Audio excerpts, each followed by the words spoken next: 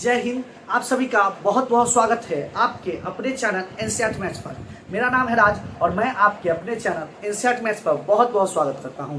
आज हम लोग देखेंगे लाभ हानि के प्रश्न। लाभ हानि में भी अंकित मूल्य वाले प्रश्न देखेंगे। वैसे प्रश्न देखेंगे जो बार बार एग्जाम में पूछे जाते हैं। अंकित मूल्य वाले प्रश्न अधिकतर दोस्तों से नहीं बनते हैं, तो आज देखेंगे अंकित मूल्य वाले प्रश्न और आज पढ़ लेंगे तो कभी नहीं भूलेंगे। क्लियर है? अंकित मूल्य वाले प्रश्न। तो चलिए बिना देरी किए देखते हैं प्रश्न आपके स्क्रीन। और इससे पहले बहुत सारा क्वेश्चन बता चुके हैं। अंकित मूल्य वाले प्रश्न बहुत सारे क्वेश्चन बता चुके हैं। अब इससे आगे देखेंगे। यदि आपको वह क्वेश्चन नहीं देखे हैं तो जाइए इस चैनल पर जाइए और वह प्रश्न जरूर देखिए। चलिए अब देखते हैं नेक्स्ट क्वेश्चन। प्रश्न क्या कह रहा है कि एक कलम का सूची मूल्य 12 रुपया है। सूची मूल्य जिसको हम अंकित मूल्य बोलते हैं। सूची मूल्य बोलिए, अंकित मूल्य बोलिए, छापा मूल्य बोलिए, एमआरपी बोलिए, वही हुआ। क्लियर है? तो सूची मूल्य 12 रुपया दिया हुआ है। इस पर 15% बटा दिया जाता है। एक दूसरा बटा क्या दिया जाए कि विक्रय मूल्य 8.16 रुपया हो जाए तो दूसरे बटा की दर ज्ञात करें। दूसरा बटा पूछा है। प्रश्न में क्या दिया हुआ है? सूची मूल्य दिया हुआ है। सूची मूल्य दिया हुआ है, कितना है? 12 रुपया है। इसी को हम एमआरपी बोलते हैं। एमआरपी अंकित मूल्य बोलिए या छपा हुआ मूल्य बोलिए, एक ही बात है। बटा कितना दिया जाता है? बटा या छूट। पहला बटा, प्रथम बटा, फर्स्ट बटा दिया जाता है 15% का दिया जाता है। कितना दिया जाता है? 15% का। और विक्रय मूल्य कितना हो जाता है? विक्रय मूल्य हो जाता है 8 रुपया 16 पैसा। क्लियर है? तो दूसरा बटा पूछा है। क्या पूछा है?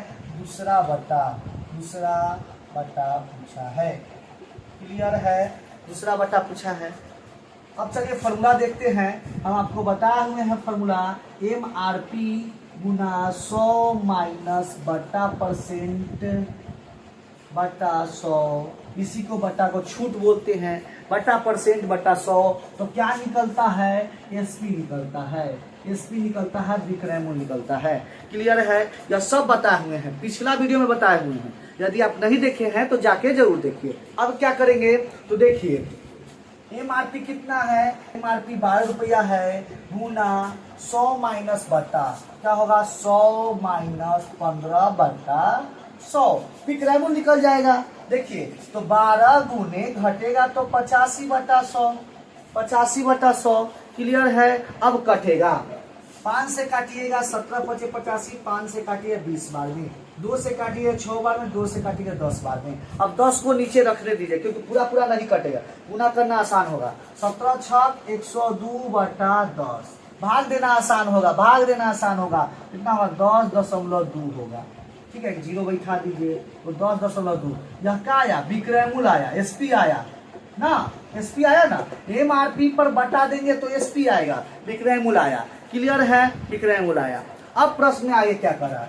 देखिए हम जब छूट दिए हैं तो विक्रय मूल्य 10.20 रुपया आया है, लेकिन विक्रय मूल्य कितना कह रहा है? 8.16 रुपया। विक्रय मूल्य 10.20 आ रहा है, लेकिन दे रहे हैं हम 8.16 रुपया में।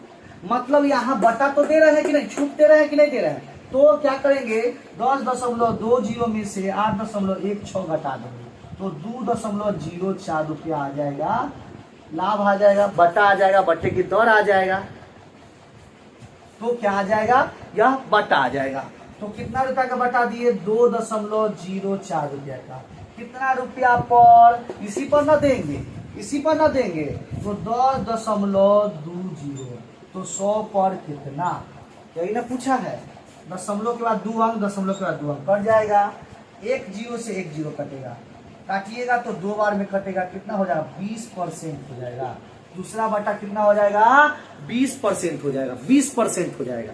क्लियर है? 20%। तो दूसरा बटा कितना हो गया? 20%। सेकेंड बटा होगा। देखिए कितना आसानी से बन गया। एक बार और समझाते हैं। कह रहा था सूची मूल्य दिया हुआ था, प्रथम बटा दिया जाता है तो विक्रय मूल्य इतना हो जाता है। हम क्या किए? एक बटा दिए तो विक्रय मूल्य इतना आया। क्लियर है। लेकिन विक्रय मूल्य देख कितना रहा था 8.16, मतलब इसको बेच रहा है 2.04 रुपया कम में, मतलब बटा कितना दिया 2.04 रुपये का, 2.04 रुपया का बटा दिया कितना पर, इतने पर न देगा, मेन विक्रय मूल्य यही ना है। तो 10.20 पर 100 पर कितना निकाले तो कितना हो गया 20% हो गया। क्लियर है, 20% हो गया। तो कितना आसानी से बन गया, दूसरा बटा 20% दिया गया, तो बहुत आसानी से बन गया। यह अंकित मूल्य वाले प्रश्न हैं जो बार बार एग्जाम में पूछे जाते हैं, और अधिकतर स्टूडेंट, अधिकतर दोस्तों क्या करते हैं, छोड़ के चले जाते हैं, क्योंकि लाभ हानि का छोटा मोटा क्वेश्चन पढ़ के लाभ हानि समझते हैं पूरा कंप्लीट हो गया। लेकिन लाभ हानि में अंकित मूल्य वाले प्रश्न भी आते हैं जो अधिकतर दोस्तों से नहीं बनते हैं, लेकिन टेंशन खत्म, अब जरूर बनेगा, अब जरूर बनेगा। क्लियर है, तो चलिए अब हम लोग अंकित मूल्य वाले प्रश्न देख लिए। अब क्या करेंगे, इस पर एक और क्वेश्चन देख लेते हैं, इस पर एक और क्वेश्चन देख लेते हैं, यदि बन गया तो मेरा कंसेप्ट क्लियर हो जाएगा। क्लियर है, तो चलिए एक क्वेश्चन देखते हैं। चलिए क्वेश्चन आपके स्क्रीन पर दिख रहा होगा। क्वेश्चन कह रहा है एक पंखे का अंकित मूल्य 1500 रुपया है, इस पर 20% का बटा दिया जाता है, दूसरा बटा क्या दिया जाए, इसका शुद्ध मूल्य 10.80 रुपया हो जाए। क्लियर है, तो चलिए अंकित मूल्य कितना दिया होता है, MRP दिया हुआ था 1500 रुपया, 1500 रुपया दिया हुआ था MRP, बता दे रहे हैं 20% का, 20% का बता दे रहा था 100, 1500 का 20%, 100 माइनस 20/100। देखिए ना, MRP पर बता देते हैं तो क्या निकलता है, SP निकलता है, तो क्या होगा 00 से 00, 15 गुनी 80, क्या होगा 15 8 120, 1200 रुपया इसका आ गया विक्रय मूल्य, SP आ गया 1200 रुपया, SP आ गया 1200 रुपया। हम जब निकाले विक्रय मूल्य तब 1200 रुपया आया, लेकिन क्वेश्चन में इसका शुद्ध मूल्य कितना दिया हुआ है, 280 रुपया विक्रय मूल्य दिया हुआ है, 280 रुपया विक्रय मूल्य दिया है।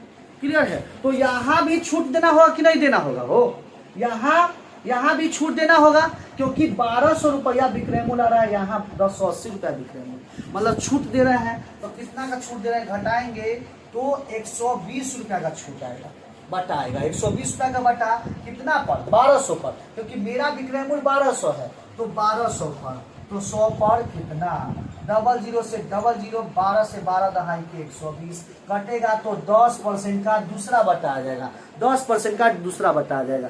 देखिए कितना आसानी से बन गया, 10% का दूसरा बटा, 1500 दिया हुआ था MRP पर 20% का बटा दिए, तो 20% का बटा दिए तो SP आया 1200 रुपया, विक्रय मूल्य 1200 रुपया हुआ, लेकिन क्वेश्चन में कह रहा है 280 रुपया, मतलब यहाँ भी हम बटा दे रहे हैं कितना रुपया का, 120 रुपया का बटा, क्या रुपया पर 1200 पर, तो 100 पर कितना, मतलब दूसरा बटा क्या है 10% है।